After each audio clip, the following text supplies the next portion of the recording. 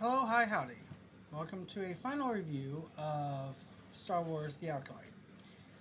I decided to finish the series and I started it again from the beginning just to get a fresh look on it. Unwittingly, part of it was I mostly wanted to see the Darth Plagueis cameo. And to be fair, we actually never really got confirmation in the series that it was Darth Plagueis. Obviously, I'm pretty sure the production team has said it was Darth Plagueis. Everyone assumed it was Darth Plagueis. Logically, it makes sense it was Darth Plagueis. It wouldn't make sense for it to be anyone else. Of course, he would be interested in a Force-generated life. Darth Smiley Face, assuming he was actually a Sith, which he was definitely trained well enough to be a Sith, was probably was actually probably Plagueis' apprentice before Sidious, if not there being one in between the two, since Khmer, however you say his name, appeared to be human, even though the Force can extend your life, even the dark side can. The lightsaber fights were pretty good. I particularly liked it when Darth Smiley Face had one of the Jedi skewered on his saber and used force pull to pull another Jedi onto it. That was a very creative move. Could have used more Wookiee lightsaber combat, particularly against the actual Sith and not against fellow Jedi. Granted, he was mind controlled at the time by one of the witches, so it wasn't really him fighting, but they were obviously tapping into his combat potential because there's no way they could have fought that well in an unfamiliar body with an unfamiliar weapon like the lightsaber. So they were obviously telling him, hey, fight for us. Which, again, I could see the dark side doing that. I would assume the Wookiee would have been extremely powerful, but the witches, again, were extremely powerful. They were able to generate life from the Force. I'll grant them that they were powerful enough to do that.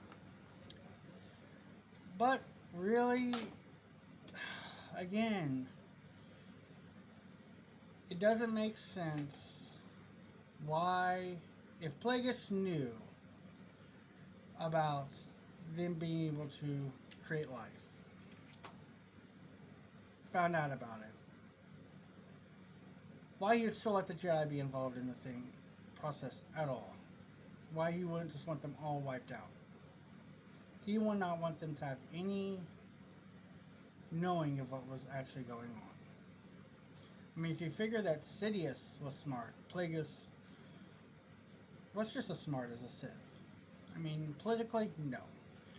But, I mean, he was the culmination of 1,000 years of Darth Bane's rule too. I don't think he would have tolerated the Jedi being in the knowing of anything going on with Osha and May at all. So maybe the witches did create the twins without Plagueis' help, interference at all. He didn't find out about it until afterwards, which I find extremely unlikely that such a thing occurred and Plagueis did not detect it happening.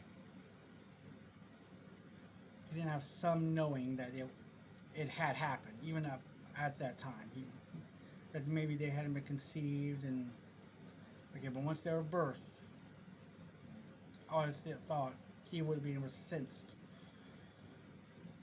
them coming into life. I could see why the Jedi could miss that. They've been losing power for a long time. They're not really looking for it. Plagueis was looking for any way to extend life, to become immortal, and to create life. That was his quest. So I can't believe that he didn't sense this happening. And that he wouldn't take a more active hand once, assuming Darth Smiley Face. Again, I do believe he was a Darth. I do believe he was Sith. He was too well trained. And the helmet he had is made out of his helmet was made out of the cortosis was way too rare of an element for it not to have been sourced through Sith manipulations. So I absolutely believe he was a Darth. So I do believe he was Plagueis' apprentice. Why Plagueis wouldn't take a more hands-on approach with Osha and May when he had the chance doesn't make sense to me. That is his... He is more interested in extending life, immortality, the creation of life. He is more interested in that than the grand plan. Yes, he has not forgotten Darth Bane's grand plan. He never did. I've read the book. But he was more interested in his own mechanizations, which was life. It drove him insane. It literally drove him insane. If he hadn't gone insane, he probably would not have fell victim to Sidious like he did. So, but in the end, the overall series. Lightsaber fight was cool. Definitely does not live up to Darth Maul's with the Fate of the Duel of the Fates with Qui-Gon Jinn and Obi-Wan Kenobi. Nowhere close to Obi-Wan Kenobi versus Anakin. But still good. Still better than a lot of the other side fights. It was good. The Force Pull thing was really cool. But the actual stories, how the Jedi Masters were so easily defeated by the twin, Osha, whichever. The names are confusing at this point. Having twins. I'm not big on that idea, but whatever.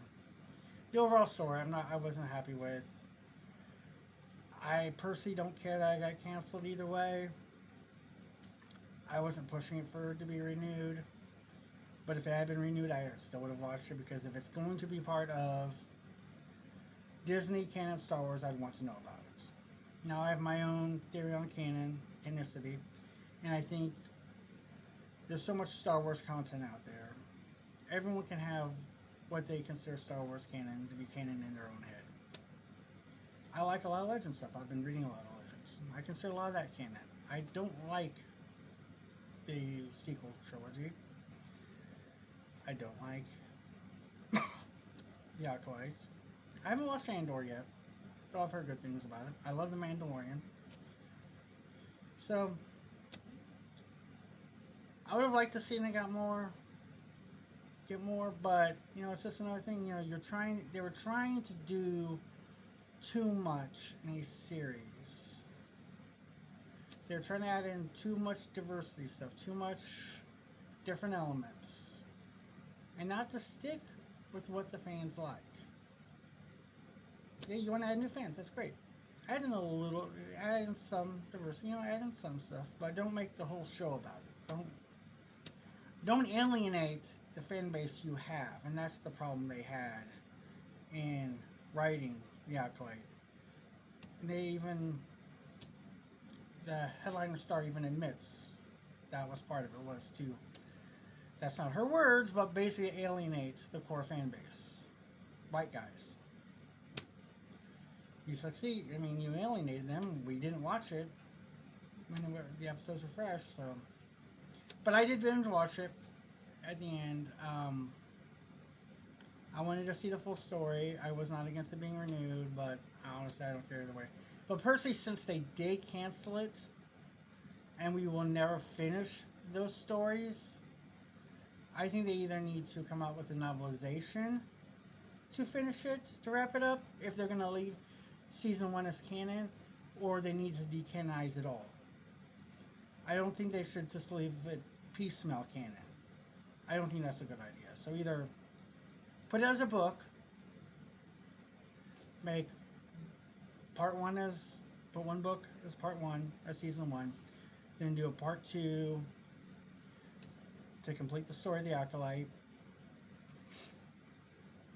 and keep it as canon, or just decanonize the whole thing. Piecemeal canon, I don't think is a good idea. I really don't. So that is my final views on the Acolytes. So I'm really hoping that Season 3 of Mandalorian is still good. I don't foresee it being anything less. And then the Mandalorian and Grogu movie, of course, I'm looking forward to. And then season 2 of Ahsoka, I'm definitely looking forward to. I thought all those so far have been great. So with that, I will say long days and pleasant nights.